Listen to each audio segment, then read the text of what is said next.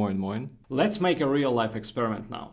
I'm not a native English speaker, and if you are, you probably hear my accent, and maybe in these 10 seconds I already made several grammatical mistakes. But you are still here, right? Do you feel annoyed? I hope not. And that's exactly the reason why you shouldn't be afraid of speaking foreign language. Today I will explain you where this fear comes from and how to fix it. I will show you a tool that will increase your confidence, and this tool is free, available for everyone, and actually you're already using it right now. Let's go. Let's start with the fact. We are not afraid of speaking. I'm learning German, and whenever I'm alone at home doing some Duolingo exercise or practicing my pronunciation in front of the mirror, everything is completely fine. I don't have any panic attacks. But once I need to go out and speak with a real person in German, here it goes. You all know these symptoms, like your heart racing, your palms are sweat, you, instead of saying things, just mumbling something. And if you have the same problem, it means just one thing. You are human. There are two main reasons why it happens with us. First one is spotlight effect. All of us have it more or less, and it means that we overestimate how other people notice or judge our mistakes. And even if we understand it and we can say like, yeah, I know, no one really cares, somewhere on the back of our heads we have this thought. And it's completely natural, it's normal, and it leads us to the second reason, the fear of being rejected. We are social creatures. We are not supposed to survive alone. Most likely none of us is strong enough to survive somewhere in the wilds for some prolonged period of time. Our only chance is to survive in a group of other people. And that's why this fear of being excluded from some social group is such a terrifying thing. And of course, in the modern times, we can survive alone in the city, even not being a part of some social group, but our brain didn't evolve enough to overcome this fear. And that's why when you are speaking foreign language with a native speaker, you are afraid that this person will judge you, they will reject you, you will be excluded from this social group, and you will die alone. So the only way how we can overcome this fear is to show our brain that this actually not necessarily true. And here is what happened to me some time ago. My native language is Russian. And also I'm very much into cooking. I'm watching a lot of videos on YouTube with some recipes.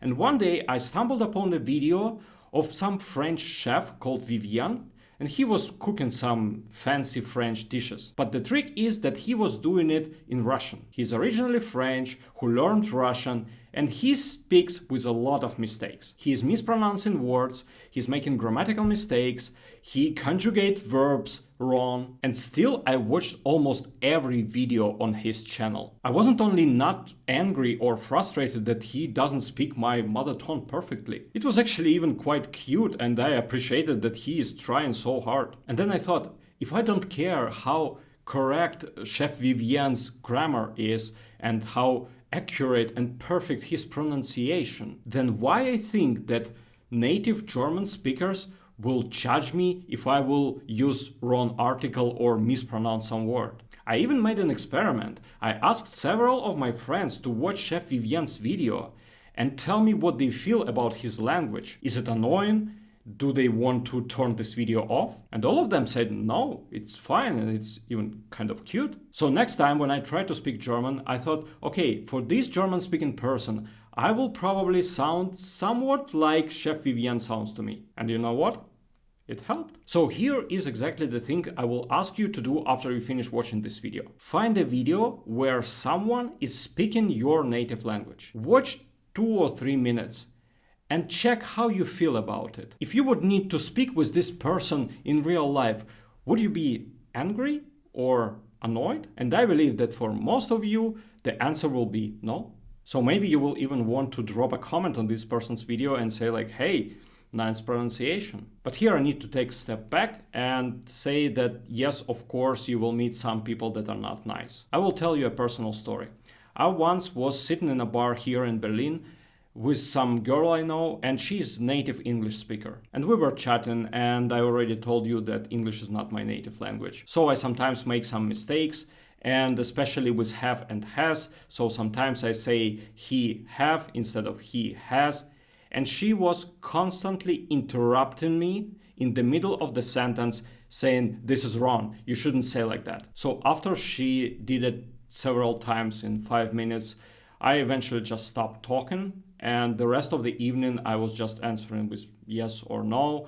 And the only thing I could focus on is that how terrible my English is. And this happened 1.5 years ago, and I still think about this situation. And I believe that each of you has a similar story, so drop in the comment your story about how you interacted with some native speaker who wasn't nice. I believe that the most important thing all of us language learners should do is to support each other, support people who are trying to learn our native language. Because there is a nice phrase, don't judge people who don't speak your language fluently, because they probably speak another language you don't speak at all. So I hope this small trick with YouTube video was helpful for you. If you liked it, check another video here. Don't forget to like and subscribe, and see you later.